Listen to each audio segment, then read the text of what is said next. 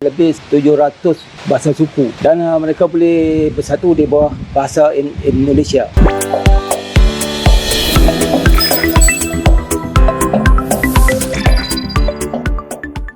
Assalamualaikum warahmatullahi wabarakatuh. Halo teman-teman, jumpa lagi di Aryan M Channel. Oke, buat teman-teman yang klik video ini, seperti biasanya, saya harapkan mudah-mudahan teman-teman masih dalam kondisi sehat walafiat, dan jangan lupa dukung channel ini dengan cara like juga subscribe. Baik, di kesempatan kali ini saya akan ajak teman-teman untuk melihat sebuah video sekaligus nanti bisa berkomentar bareng-bareng. Satu video dengan judul dinilai gagal dan diprediksi tinggal nama di Malaysia. Oke, sebelum kita berkomentar, kita akan lihat dulu.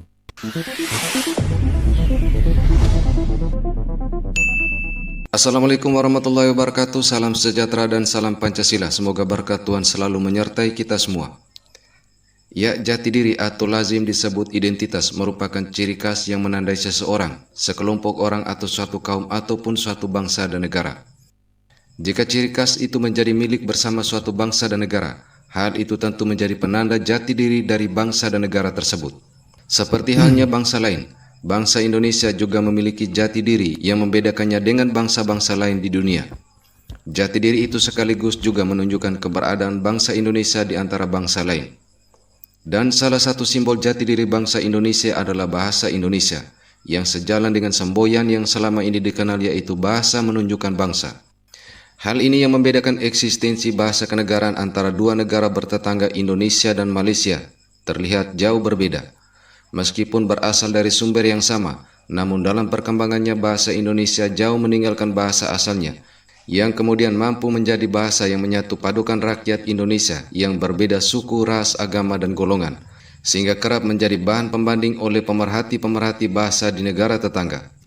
Saya tengok tidak ada kemahuan politik atau political will untuk meletakkan balik budaya bahasa Melayu ni ke tempat yang diletakkan dalam perlembagaan. Perlembagaan dalam letak tempat yang tinggi, tapi kita tidak melaksanakan sebab aspek-aspek politik tadi. Kita banyak betul ansur dan menjaga kepentingan-kepentingan lain selain dari hal budaya, sastra, bahasa ini.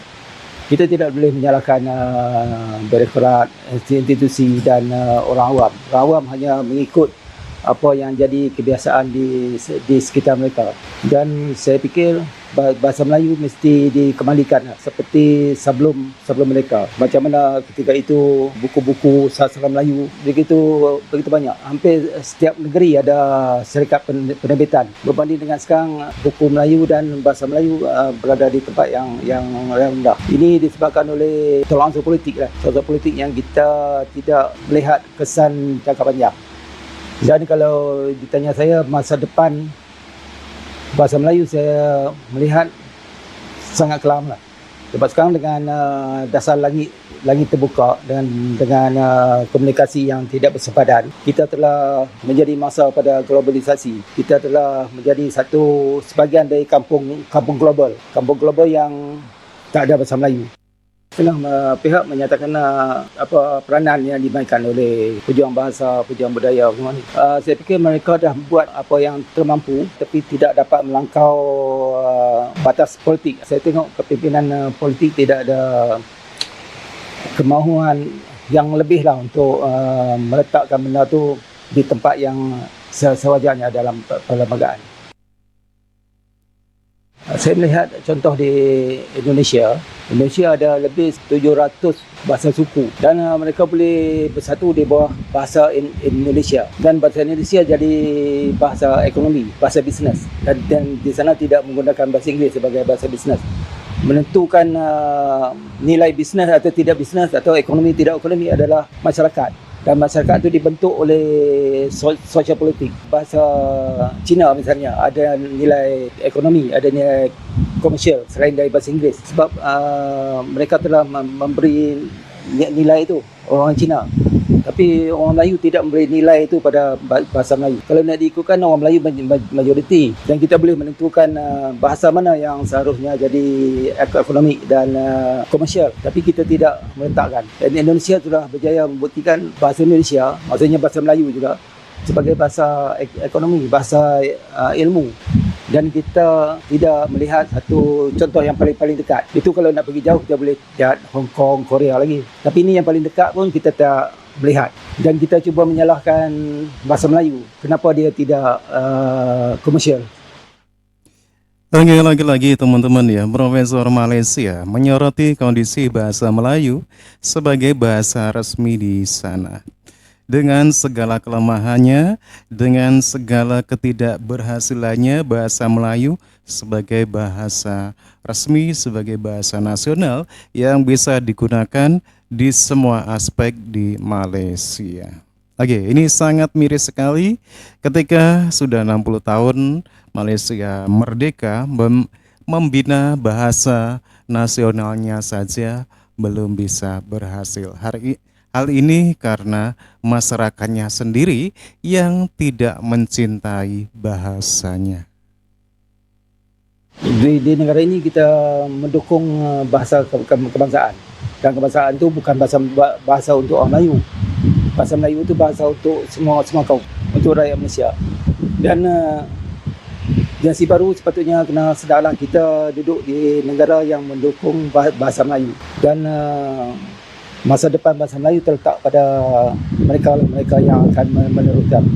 Kalau mereka tidak menyelamatkan, yang ada dalam perlembagaan pun benda itu akan hilang. Kalau mereka sayang bahasa Melayu, kena tunjuk dekat diri sekarang. Kita tidak dapat bergantung pada perlembagaan. Perlembagaan tidak dapat menyelamatkan bahasa Melayu. Ini telah terbukti dalam 60 tahun selepas merdeka. Perlembagaan tidak menyelamatkan bahasa Melayu. Ya, ketika tokoh-tokoh pemerhati bahasa di negara tetangga ini membuat perbandingan antara bahasa Melayu dengan bahasa Indonesia, maka ia tidak hanya sekedar berkembang karena adanya budaya berbahasa, akan tetapi bahasa telah disepakati jauh sebelum Indonesia merdeka melalui Sumpah Pemuda yang kemudian dikonstitusikan dalam Undang-Undang Dasar 1945 yang pernah beberapa kali diamandemen, kemudian diperkukuhkan lagi dalam turunan undang-undang dan peraturan pemerintah lainnya terkait dengan bahasa. Dan hal ini mungkin berbeda dengan negara tetangga yang mana sepertinya ada kebekuan dalam konstitusi karena untuk mengubah nama bahasa antara bahasa Melayu atau bahasa Malaysia hingga kini menurut pakar-pakarnya belum mampu sehingga bahasanya sulit dimartabatkan dan belum mampu menyatukan rakyat Malaysia.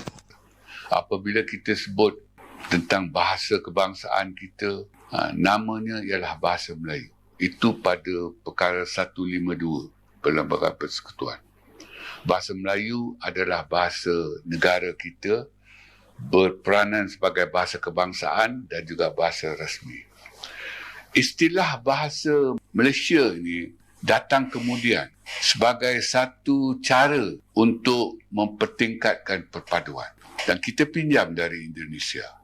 Indonesia mengambil bahasa Melayu, mengangkat bahasa Melayu sebagai bahasa negara dengan memberi nama nasional bahasa Indonesia. Dan kita dapat lihat cara itu berjaya sekali. Rakyat Indonesia begitu teruja dengan bahasa negara mereka, nama nasional bahasa Indonesia, dan mampulah dengan nama itu rakyat Indonesia yang dari kelompok peribumi itu saja kan 1,500 suku itu dapat disatupadukan. Jadi kita fikir itu caranya. Maka selepas Urusan Kaum 13 Mei, kita memberi nama bahasa Melayu itu bahasa Malaysia. Tetapi kita tidak ada ubah dari segi perlembagaan. Maknanya nama itu kita angkat untuk tujuan sosiopolitik sajalah. Untuk menjadi wadah yang kononnya lebih mesra lah kepada yang bukan Melayu untuk mendakap bahasa Melayu itu sebagai bahasa negara mereka bangga. Tapi sayangnya dengan nama sedemikian kan makna nama nasional lah bahasa Malaysia itu, penerimaannya pun tak seberapa lah. Maknanya ialah kalau waktu tu kita tanya orang bukan Melayu, pemimpin Cina dan sebagainya, mereka mengalu-alukan penamaan itu. Baguslah, ini bahasa kita semualah rakyat Malaysia.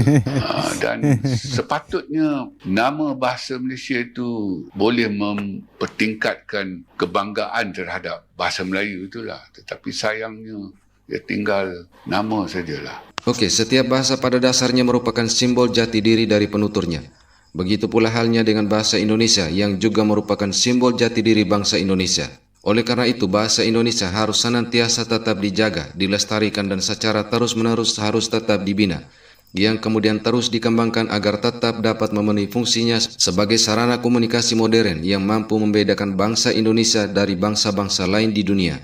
Terutama di era modern saat ini, jati diri suatu bangsa menjadi suatu hal yang amat penting untuk dipertahankan, agar bangsa Indonesia tetap dapat menunjukkan keberadaannya di antara bangsa-bangsa lain di dunia. Oke teman-teman ya, demikian kegagalan bahasa Melayu yang sampai sekarang masih terus menuai kontroversi. Bagaimana tidak, bahasa Melayu sebagai bahasa nasional, bahasa resmi yang seharusnya digunakan oleh masyarakat Malaysia sebagai alat komunikasi dan sebagai satu identitas bagi negara Malaysia, ternyata hal ini tidak terwujud, dan tentunya hal ini tidak terlepas dari bagaimana usaha-usaha ataupun para pemikir Malaysia belum mampu untuk menyelesaikan permasalahan ini. Dan lagi-lagi bahasa Indonesia sebagai bahasa nasional negara Indonesia dijadikan satu perbandingan bagi mereka. Bagaimana keberhasilan dari bahasa Indonesia menyatukan dari keanekaragaman yang ada di Indonesia, baik itu suku, bahasa, dan lain-lain. Oke teman-teman ya, demikian satu ulasan video dari Atanua Media. Menurut teman-teman gimana? Silakan teman-teman bisa berkomentar. Jangan lupa like, subscribe.